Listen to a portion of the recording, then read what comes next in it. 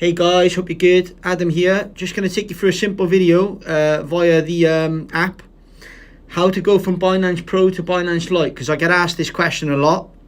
So nice and simple. All you need to do, go into the app, click on the top left hand corner where you see that little man icon, and then you're just going to change to Binance Lite for there, and then we're into Binance Lite.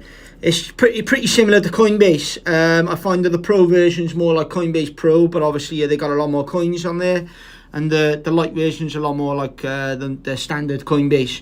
But yeah, nice and simple. Hope you enjoyed. If you can like, subscribe and comment, it'd be much appreciated. And if you haven't already, check out our new crypto course. It's totally free. We're uploading a video a day where you can come and learn about crypto and learn all the things and all the mistakes that we made, going from millions, losing millions, making millions back again. So hope you enjoyed, guys, and we'll catch you tomorrow. Thank you.